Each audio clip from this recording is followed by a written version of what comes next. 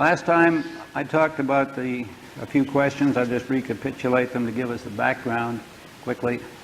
First, what function do the mass media perform for capitalism? Answer, they set an agenda for the production of consciousness and ideology for the two purposes of mass marketing, the output of mass-produced consumer goods and services by the use of audience power working for consciousness industry. And two, the mass marketing of the practices of the capitalist state, elections, political programs, foreign policy, so forth and so on, and giving them legitimacy. Recall to your mind the fact that Richard Milhouse Nixon said in 1957 that a candidate for public office has to be merchandised just like cigarettes or soap. You see the essential unity of the process on the political side, where you're dealing with the electoral process, and on the consumption side, where you're dealing with commodities. Secondly, what is the principal product of the mass media under monopoly capitalism? It's audience power. It's not the programs, it's not the editorial content. Why do the mass media produce audience power? Well, they sell it to advertisers in order to make money for themselves out of the sale of the audiences. Why do advertisers buy audience power? Because it's the only conceivable way that they could mass market the output of the mass production of consumer goods and services. Tupperware parties, door-to-door, mail-order houses, and so forth just couldn't do the job. People have got to market things to themselves. We were hung up at the end of the hour on the question of do audience members work? I was giving you an ambiguous answer to it, and I still have to. It's not clear what would. Sure, they work, but what's the nature of the work?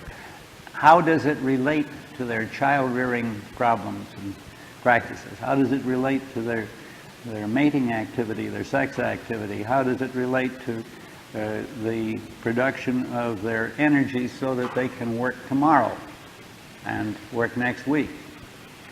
All of these questions are very problematic. We do know they work. Just what the work amounts to, when it's done, is not clear yet.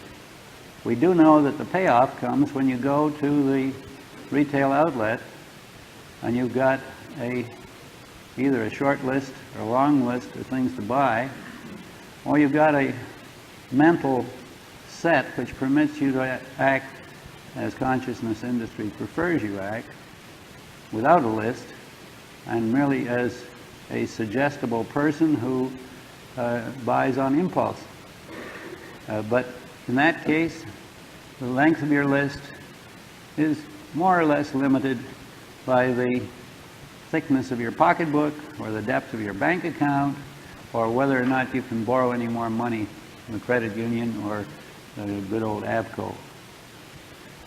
So there is a limit somewhere to the amount you can buy even on impulses. Maybe not today, but in the long run.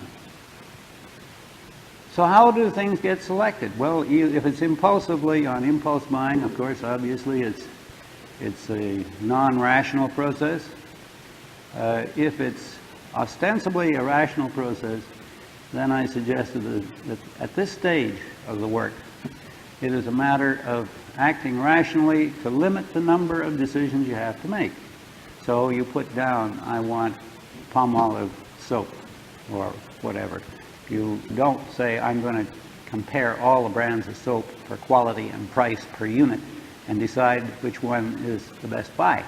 If you did that, you'd be back in the trap of using all your time and more than the knowledge that you could possibly have to make rational decisions. So as Linder, the Swedish economist, said, it's rational to limit your time spent in making these purchasing decisions, but the decisions themselves are irrational. So what it amounts to is a rationale, being rational about irrationality, which is a very accurate summation of the contradiction that takes place.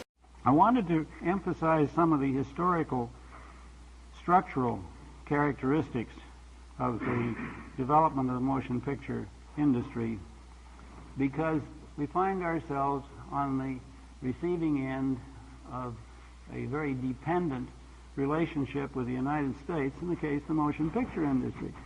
In fact, we have in Canada what I call a no branch plant industry. We have the effect of a branch plant control by the Americans without having actually any branch production taking place. We have factories producing General Motors, Chrysler, and Ford automobiles in Canada, but we don't have branch plants of Paramount, MGM, Columbia Pictures here. We don't have branch plants, but we are controlled as if we did. How? Through the control of distribution of films and through the control of exhibition in the first-run locations in our cities. This is how.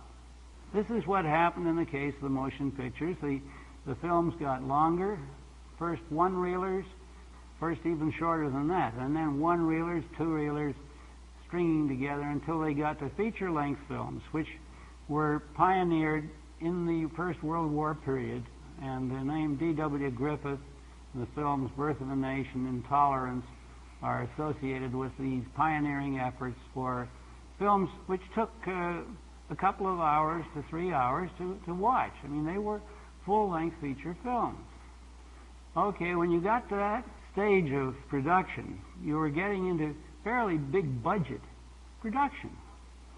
And that required a guarantee, or the assurance, that you'd have big audiences to view them over a market area, which meant that the producers of those films needed to have assurance in the form of contracts, franchises, or whatnot with theaters to guarantee that when the film was finished, it would have an available market, because there was an inherent monopoly characteristic in the theatrical end of this whole thing.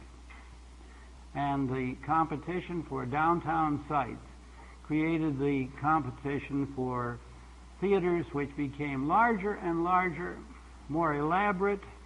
By the end of World War I, they even were talking in terms of theaters that cost $1 million to build.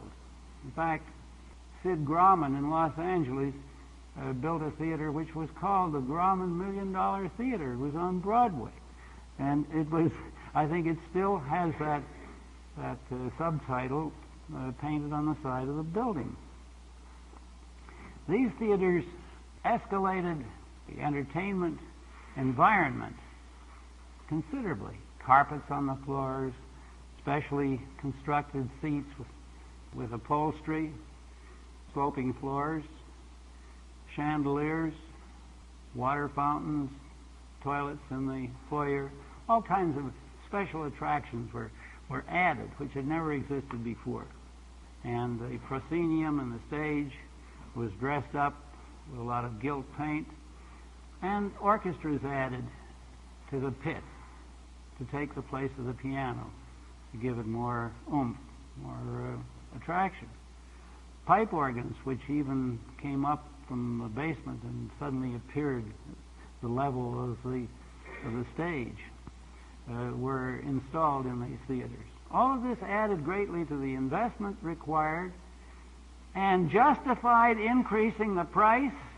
And since these were bigger establishments, they enlarged the size of the audience vastly in these monopoly locations. A twofold process was taking place here, where competition was destroying itself at the exhibition end and at the production end.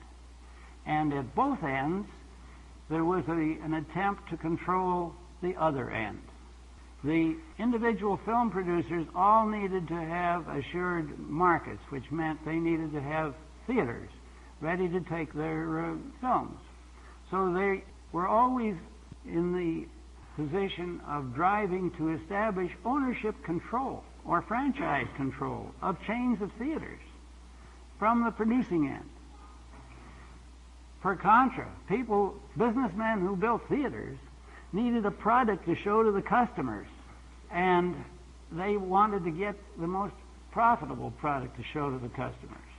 So they formed leagues and associations to finance the production of film so they'd have an assured product. So there was an integration moving back towards the source of production as well as one moving down from the producers to the theaters. There's a basic asymmetry which resulted in the fact that by the 1920s there were 5 majors which owned theaters which covered all of the American and Canadian markets. Okay, there were the 5. There were Paramount, Warner Brothers, MGM, 20th Century, and RKO. There were 3 other majors which didn't own theaters, but which used the distributive facilities of the 5 majors. They were Universal, Columbia, and United Artists. He had a total of some 18,000 theaters in the United States and Canada in that market at that time. It has changed a great deal in the last 30 years. I'm describing the situation which produced the Canadian dependency, and that's why I think this historical analysis is important for you.